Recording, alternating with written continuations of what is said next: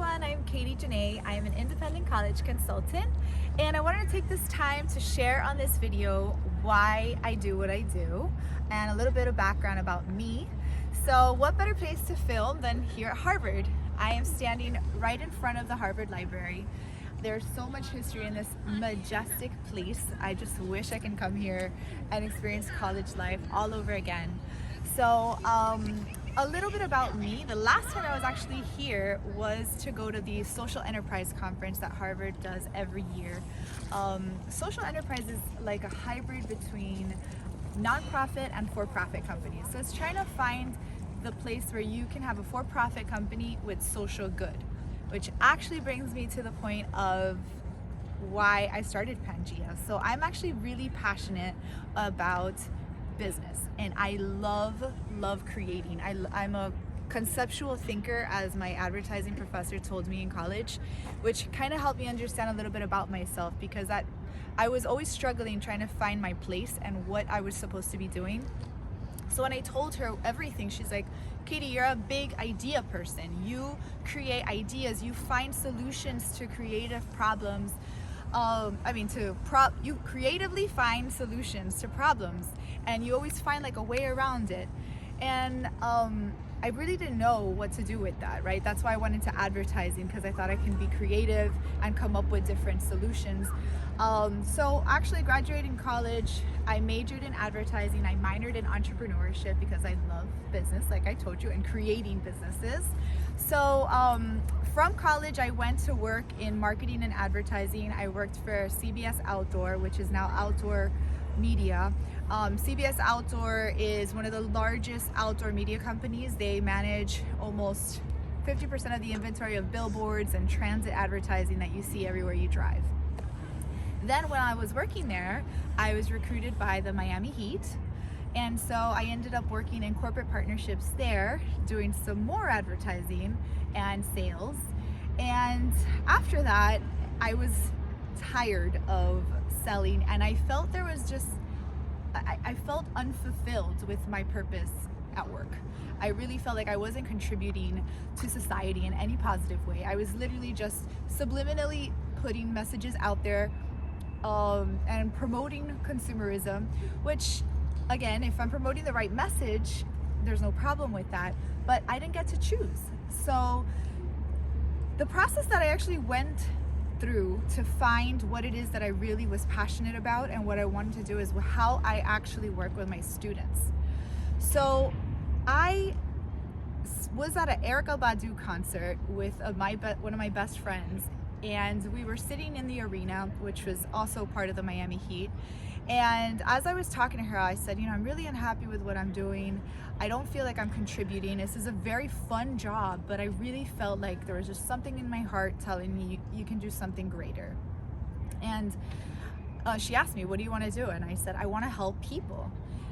And she's like, but how? And I was like, I don't know. I mean, people tell me all the time that I'm really good at motivating people and inspire them to do things.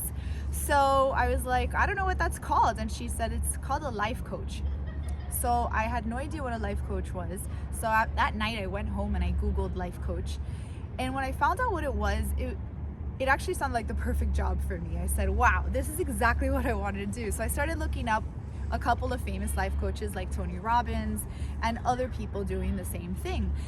And I realized that life coaching is an unregulated field, which means anybody can do it. You don't need a degree from a specific college. You don't need a license. You don't need anything. So unfortunately, life coaching, if you come across the wrong one, it can give life coaching a bad rep.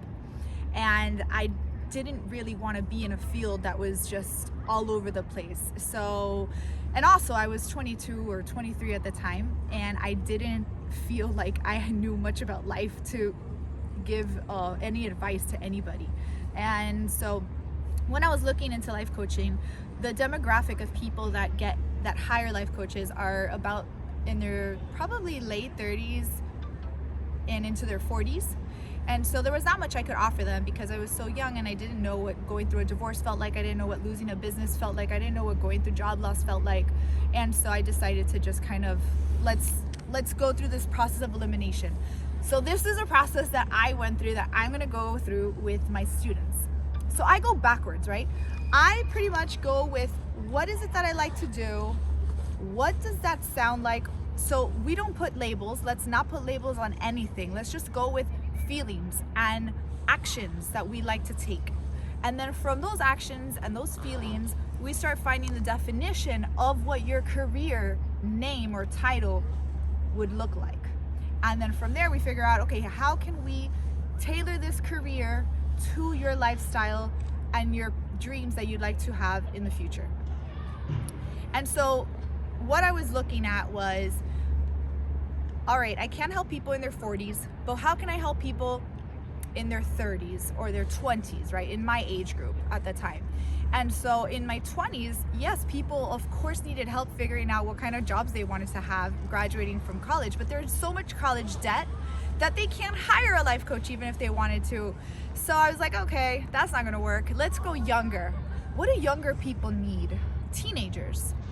Well, teenagers are actually going through some of the two biggest decisions in their life that they have to make: where they're gonna go for college and what they want to be when they grow up.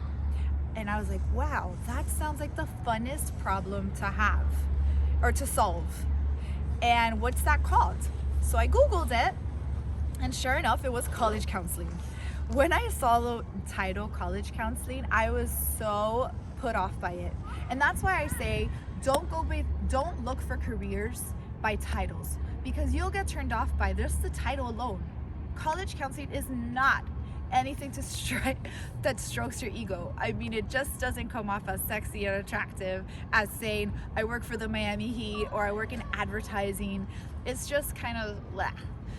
But when I read the job description, I fell in love with what the job consists of.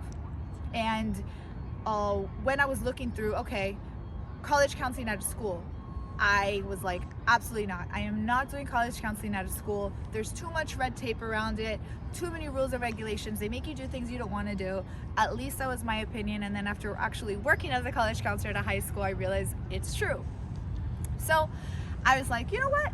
I'm going to be my own college counselor. I'm going to start my own business doing college counseling. Does that even exist? So I Googled it, and sure enough, it is this niche business that exists. And I had no idea. And it's called Independent College Consulting.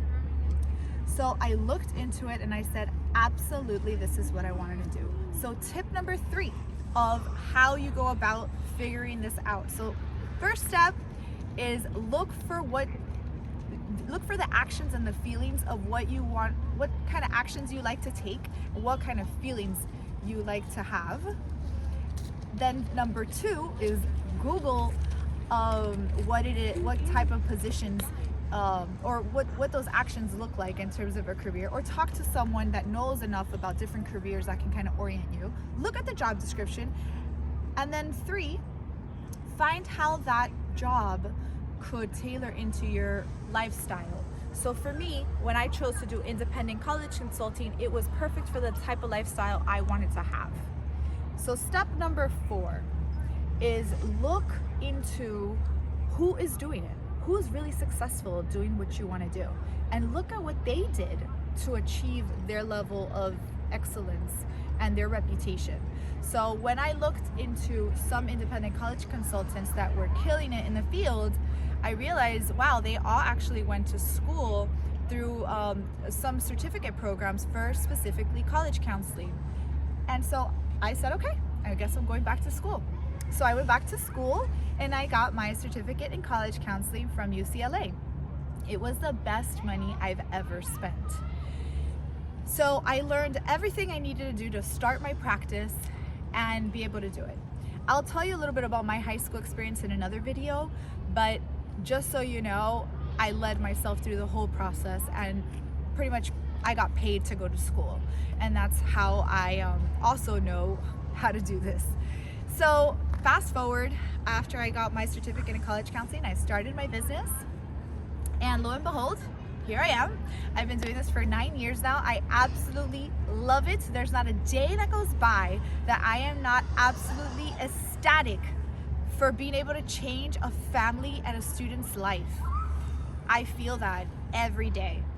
And so if you like what I have to say and sharing more about colleges, different experiences, careers, advice on college applications, how to apply, what to know about the college admissions process, please hit the subscribe button. And I hope to see you again soon. And please support my endeavor, because I think this information should be shared with everybody, not just people that are paying me to provide a service to them. I really, really feel this is for everybody. So please subscribe. Thank you so much. My name is Katie Janae, and I will see you later.